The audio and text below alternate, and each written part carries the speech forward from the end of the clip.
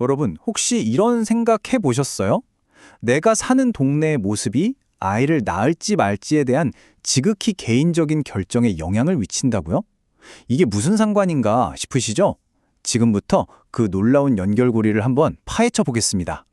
자, 먼저 우리나라가 지금 어떤 상황에 처해 있는지 그 심각성부터 좀 짚고 넘어가야 할 것 같아요.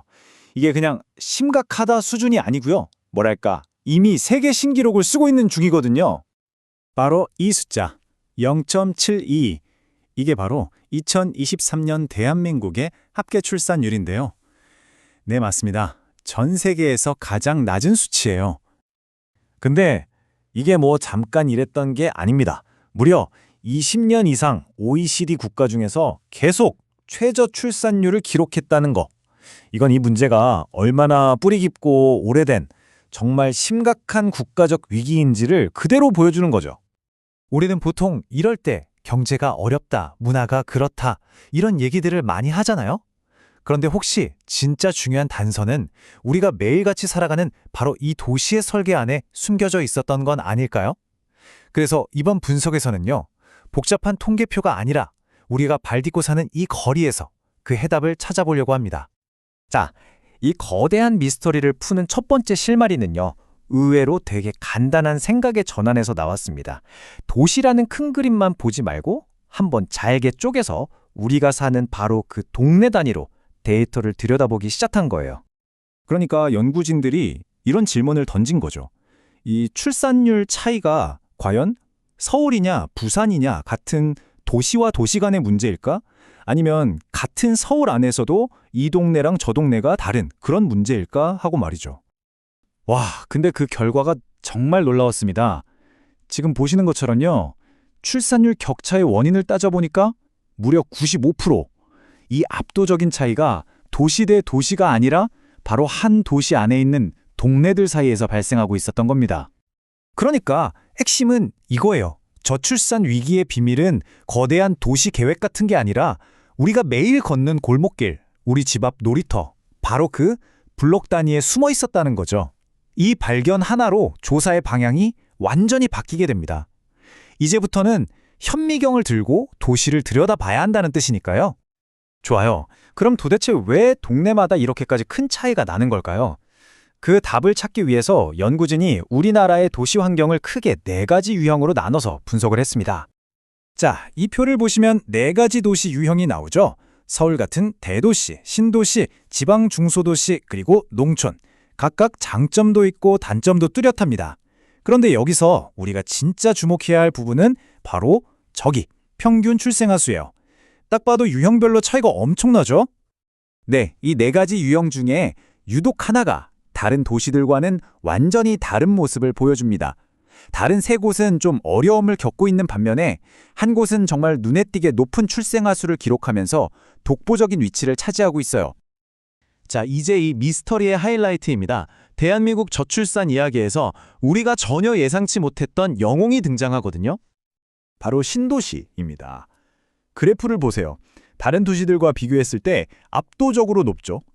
이건 신도시가 더 많은 가정들이 아이를 낳아 키우기로 결심하게 만드는 그런 특별한 환경을 갖추고 있다는 강력한 증거입니다. 아니, 그럼 신도시가 뭐가 그렇게 특별할까요? 그 성공 비결은요, 바로 이거예요. 애초부터 아이를 키우기 좋게 계획적으로 설계됐다는 점. 그리고 퀄리티 좋은 집이랑 공원, 어린이집 같은 꼭 필요한 서비스들이 아주 균형 있게 잘 갖춰져 있다는 거죠. 게다가 대도시 중심부보다는 주거 비용도 훨씬 감당할 만하고요. 말 그대로 가족들을 위한 최적의 공간, 스윗스폿을 딱 찾아낸 셈입니다. 그래서 연구진들은 이 신도시의 성공이 그냥 우연이 아니라고 말합니다.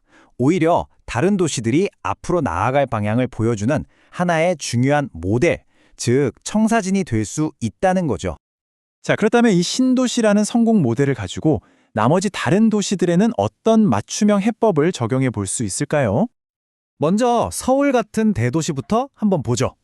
뭐 다들 아시겠지만 이곳의 가장 큰 허들은 역시 숨막히는 집값, 바로 주거 비용입니다. 그래서 해법도 여기에 집중됩니다. 특히 아이가 2 이상인 다자녀 가구를 위한 주거 지원을 확 늘리고, 또 대도시의 장점인 밀도를 역으로 활용하는 거예요. 굳이 차 안 타고 걸어서 모든 걸 해결할 수 있는 초근거리 육아 공동체를 만드는 거죠. 도시의 빽빽점이 더 이상 부담이 아니라 오히려 장점이 되도록 만드는 겁니다. 그럼 이미 잘하고 있는 신도시는요? 여기는 지금의 높은 출산율을 계속 유지하는 게 목표겠죠? 그러려면 최대 단점으로 꼽혔던 그 장거리 통근 문제를 해결해야 합니다. 그래서 GTX 같은 광역 급행철도를 더 빨리, 더 많이 확충해서 직장까지 가는 시간을 확 줄여주는 게 중요하고요.